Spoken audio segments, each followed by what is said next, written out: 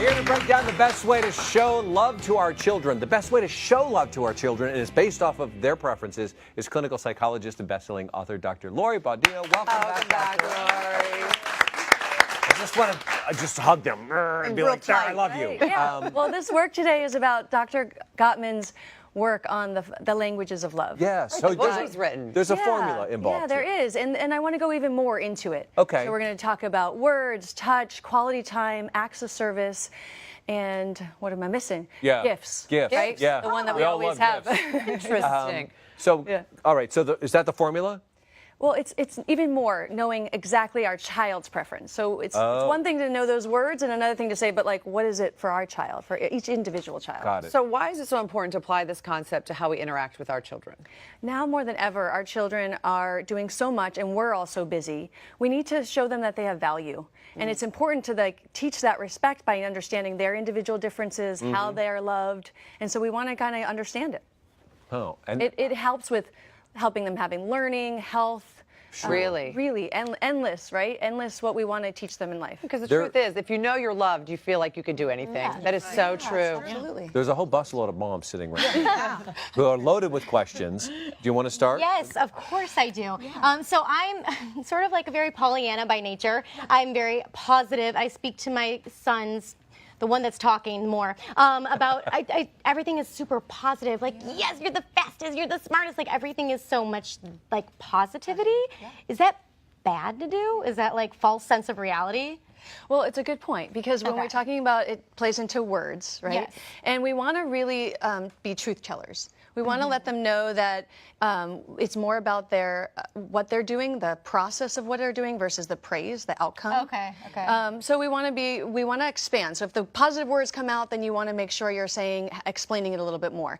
So imagine a kid's running up a hill and we're going, good job, good job. It's kind of what they could be doing, right? Okay. So we want to be more specific. I see you running up the hill. You put a lot of effort into it. You're really getting your rocket boosters on, so that they start to rely on us for some real truth experiences. Like noticing more of the effort that goes into it. Why is instead that of so important? Yeah, well, all the research, it's based on Carol Dweck's work, and it's about the grit. It's about that children that are motivated through being seen. It has intrinsic motivation versus externally doing it because mommy says I'm so wonderful. We want them to do it because they know it's the right thing. Oh, okay. And if we tell them too much that they're good, will they not try hard anymore? That's what the research shows. Is that you know? true? Yeah. Because I always thought that. Well, if I say you're so good, you're like, okay, then I don't have to do anything. Right. Well, If you're up on the hill, you don't want to fall, so you might as well stay up there, right? Right. So you say, But it's a balance, right? We want to have a balance. Okay. Orly.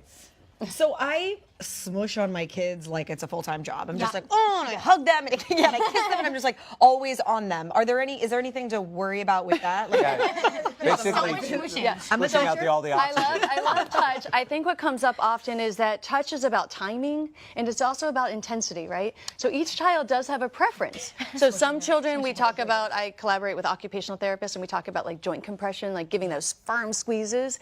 Some of that could feel like you're holding them down. It could feel very intense.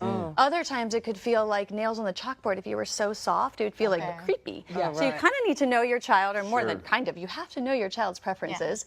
And we want to make sure we're doing it for them, not us. So it's timing. Like my 8-year-old even yesterday said to me, oh, if you hug me in front of my friends, it would be so embarrassing. And I said, oh, okay, 8-year-old, you're already ready to be embarrassed by me, right?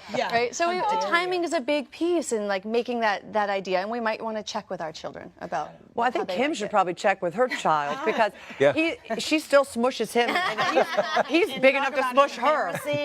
yeah. Super embarrassed. Well, he's in college. when I that's what show that up playing, right? yeah, when I show up at USC and sit in the classroom with him, and I'm like, Hunter, you're doing something. Yeah. We talk about helicopter happen, Dr. Lori. It doesn't happen. They make fun of me here. But I do have a 20-year-old who's in college, and it is a little bit hard because he's away, and I'm wondering if he's running away from me. That's a whole other episode. It's not that far. Kim. We'll talk. Okay, but he has a lot of friends, and so when he does come home, he'll come home and he's super wonderful and warm and loving, but he's kind of like, oh, and now I got to go be with my friends, and I don't want to stop him from that. But I do stand at the Right in the door. I barricade the door every once in a while. What would you do Yeah, about so- just making sure he knows that I love him? Right. Very Well, much. it sounds like it's coming out of every part sure of your she's being. aware. Yeah.